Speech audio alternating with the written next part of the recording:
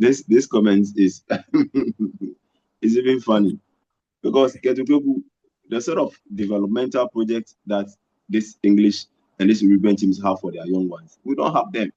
There's this saying in our local language that goes like, where Jesus lights his fire, that's the same place that the devil also roasts his cassava.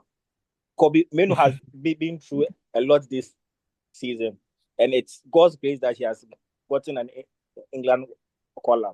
Without mentioning names, that is where the devil also wants to go and roast his cassava.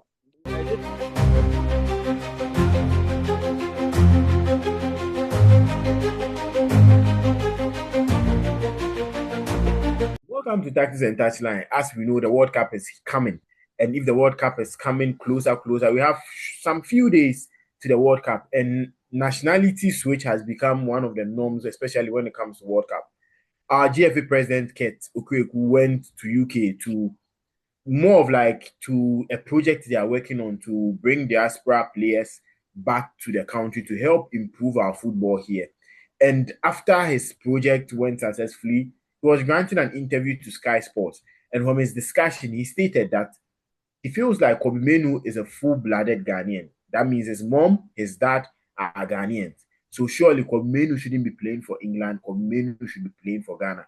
That has brought a lot of concerns from Ghanaians that why are you trying to force Kobbie Mainoo to come and play? And why don't you develop your own and make good players from your nation?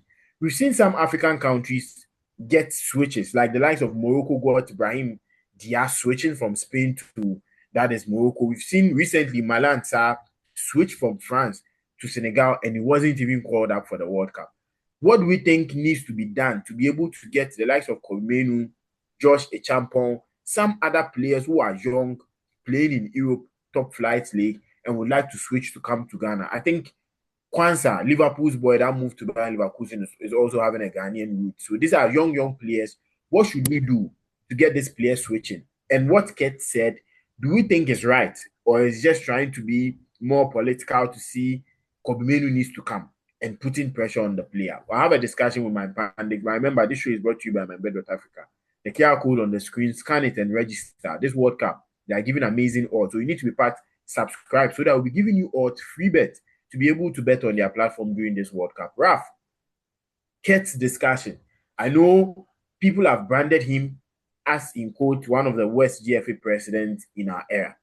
And looking at this discussion leading to questioning Kobbie Mainoo's nationality or questioning Kobbie Mainoo's choices, and even going further to even question the likes of France, that why are they taking African players to play for their national teams and they are not using their own players and allowing these players to come down to Africa to help their nations? What do you think about this comment he made? Is it good? Is it bad? And what is your overview of everything? Well, this comment is is even funny because Kurt Okraku, the sort of developmental project that this English and this European teams have for their young ones, we don't have them. Facilities, Ben. This week I was listening to once a sports journalist, Governor Kotubu, when I was talking about the type of astroturfs we have in Ghana. He said that astroturfs are even contributing to more injuries to the young players, even more than anything. So the astroturfs, the turfs being constructed these days are some of the worst ones we have in Africa. They are playing on turfs and the turfs are getting the players injured. Ben, even turf, prop balls. So Ben, what a GFA president is saying is neither here nor there, because then the sort of training, the sort of equipment, the sort of like we are 1,000 miles down. We can't compete with the European when it comes to this project. Ben, the sort of projects they have for young ones under 10, 15, 17 to the senior side. No, Kobbie Mainoo was nurtured at Man United. Go to their academy house and look at how they are working on their players.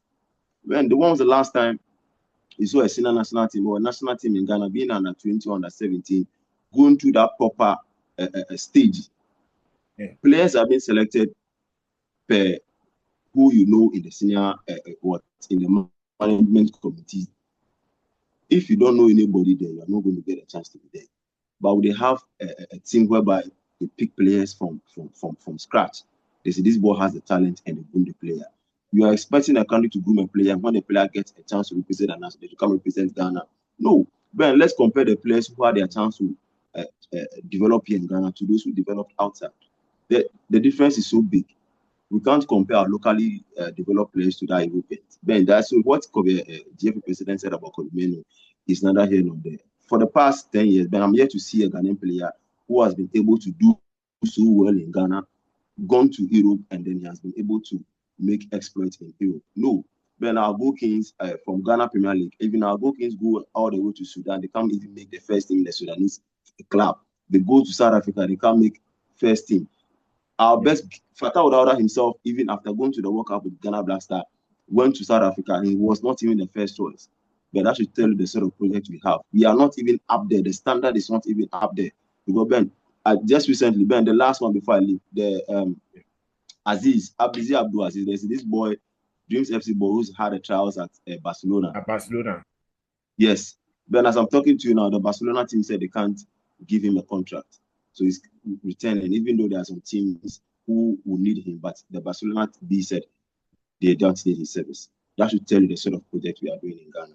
It is neither here nor there. So Ben, what GFA president said about this one, I don't buy into it. No. Okay, Sam. Okay, Sam, looking at this, I think Kobbie Mainoo's situation, people would relate it to the likes of Derrick Cole, that he was asked to switch, he switched, and now his name is not in the squad. So this type of system, this type of trying to manage the team is something that puts some of these players off. What do you think about it? Do you think if we have players out there who are fully Ghanaians, they need to come and play for us, or is their choice to pick which nationality they need to represent at any major competition?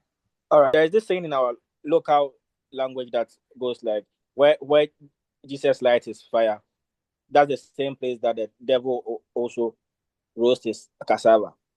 Kobbie Mainoo has been through a lot this season, and it's God's grace that he has gotten an England collar. Without mentioning names, that is where the devil also wants to go and roast his cassava. What is this? What if Tariq had listened to his advices last 2 years, last 3 years, and stayed and fought for his place in England, Tariq would have still had a quality run maybe in his football. Now, where is Tariq land? He has even been released by Torino. And that guy was one of the most promising left backs that we had in England. Top player. Now, you can't have the worst, like the worst underground system, just like Raf said, and I expect to just go and plug where you didn't plant. One of our best academies here in Ghana is not even owned by Ghanaians, and that is the right to dream man. And he has a channel that he even sends his players to, because the right GFA channel has been blocked by favoritism and corruption. If you go to the recent Juventus academy that was just built, I had the chance to go and watch one or two, and it's like the bees that has been brought there to come and learn how to play football. The grassroots people that can really play football can't even afford that place. And if you check their fees to be enrolled, it's absurd. I was asking myself, how will someone from a low standard be able to afford such fees to enter into an academy? So it's like, if you have the money, come and let's teach you how to play football. But if you go to the States, see, teams that have strong national teams, they have a strong league system. This is one of the years that we've had a Spanish team without Real Madrid players inside. And this is one of the worst Madrid round. That should tell you that if your league is doing very well, you have the chance to plug in players from that league to fit into your national team. Check England. Most of their players are from their own leagues. Check Spain. Check Germany. This shows that they have a great league system. We beg to put we had to make a policy that our local team players should be fixed into the national teams. How? It's as if we are begging for those that are playing in our own country to have in the local league, they are not even putting their best. See, exactly on the last day of the league, a player has gone 10 games without not scoring because he needed a goal kick. On the final day, he had to score 6 goals. Oh, and there were teams that even forfeited their match. I think Hohoi United had to forfeit their last match. And it's you look at these things and you ask yourself, who wants to invest or involve himself in such a league? So if you want players abroad to come, listen, me personally, I will never advise anyone that has gone through the system outside to switch and play for Ghana. Even if you are called Kofi Akwesi Mensah, with the typical local name, switch you to an Italian name. Don't come.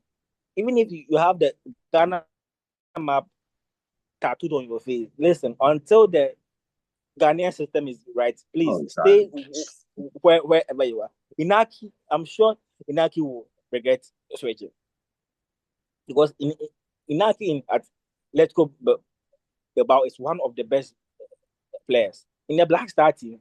It's as if he has never touched football before. And you look at this and you ask yourself a question: if Kurt wants players outside to come and play for the national teams, he should make the Ghana Premier League look interesting. We should have that system whereby players can play outside and say, okay, listen, I want to retire at Heart of Folk or Kodoko. But it's never done. When was the last time that we heard here we go from Fabrizio that maybe Kofi from Heart of Folk has been transferred to even